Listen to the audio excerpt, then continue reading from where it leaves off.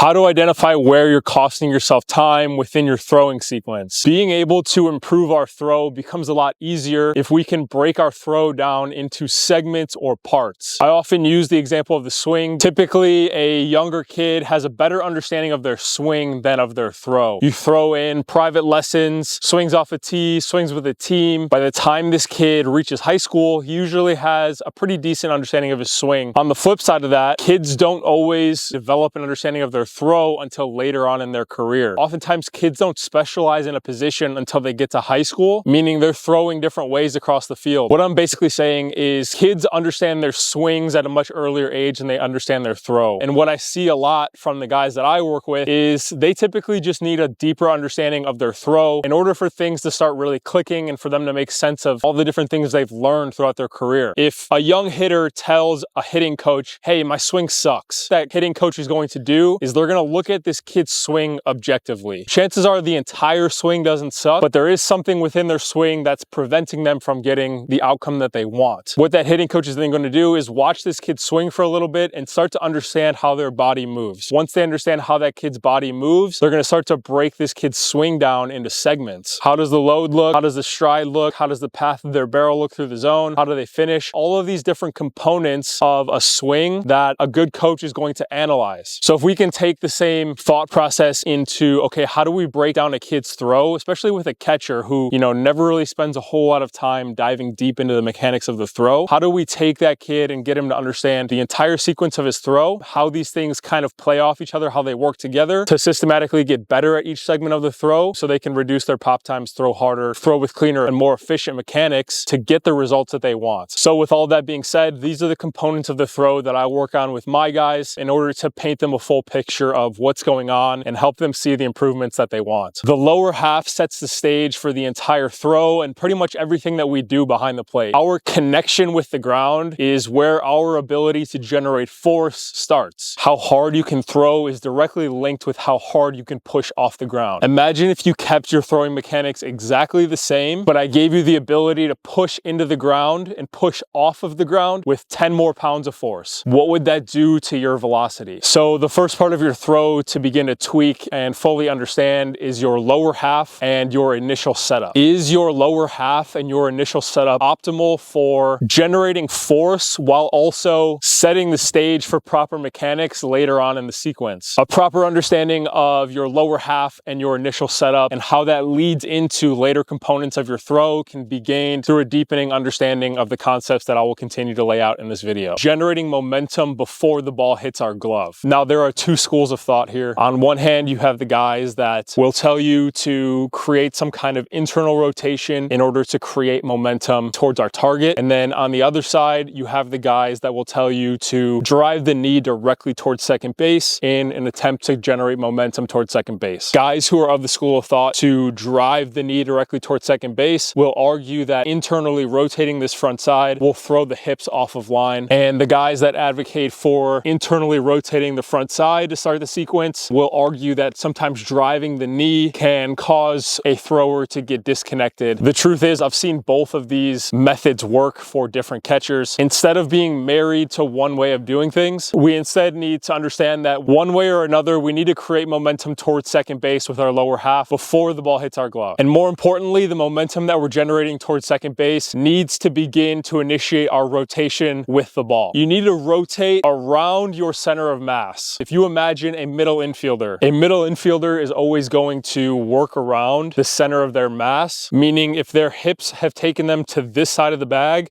they're going to rotate around their center of mass. If the ball takes them to this part of the bag, they're gonna rotate around their center of mass. So if we can understand where our center of mass is, we can begin to start to rotate with it instead of trying to work against it. In with the top, through with the bottom. With our upper half, we need to be actively working back with the baseball while working through with the lower half. Now, this isn't gonna be perfect in game. You'll see guys that are actively working out to get the baseball before they then work back and you start to see the hips go with. But what almost always happens is as they're working back, to feed their throwing hand, the hips are going to rotate with that movement. Of course, in a game, there's going to be pitches that are actively working away from our center. So directly working back and with the baseball is not always an option, but in a situation like a showcase where these pitches are tailor-made for, an optimal pop time, we can do a lot to manipulate this motion of working back with the upper half and through with the lower half, which will allow us to catch the ball deeper and just ultimately rotate tighter. Feeding the backside. Sometimes guys will call this the dump into the throwing hand, but essentially all that it is the timing of us getting this ball in our throwing hand to us setting our backside and creating this force through the backside to take us through our throw. So if we can time up our rotation to dumping on the backside and setting this backside, that's going to allow us to push off that much harder. It's the same reason that you see a outfielder come up to make a throw. They have all these pronounced movements where they're working through the ball and then they're dumping the backside in order to get this backside set and actually sink into that backside so they can push and make that throw. So the same concept applies for catchers, just maybe on a smaller scale. But the idea of rotating with the ball and getting everything set as we dump the ball into our throwing hand or our backside. Separation of the lower half with the retraction of the upper half. The term hip-shoulder separation can get thrown around a lot, sometimes with a young kid not even understanding what it is. So essentially what hip-shoulder separation is it's this lead hip getting separated from this back shoulder. It's just basically the amount of tension that we can create between this back shoulder and this lead hip. So the harder that we can push into the ground and the more firm we can keep this backside set is the more tension that we're going to create across our body, which is ultimately going to pull us through our throws. Maintaining our angles to second base. If we want to throw efficiently, if we want to stay behind the baseball for as long as we possibly can, if we want to create true extension through the baseball, we need to do a good job of respecting our angles. So what you can almost unanimously see, especially with pitchers, when they come down the mound, what you see is at front foot strike, the front foot is almost directly lined up to their target at the plate. Front knee follows the same line, front hip follows the same line. You watch a really good throwing catcher throw, and at release, the front foot is always directly lined up to second base, front knee, front hip. So one of the biggest tells as to if there are any inefficiencies with a catcher's throwing mechanics are basically just stopping a video at the frame where the ball leaves their hand. And if we can see that their front foot is pointed towards second base, this front knee is following the same thing, and now they have a closed front side, but they're trying to get their throw this way, they're limiting their time behind their baseball. That's when you see these balls start to tail off to the arm side. So having a good understanding of,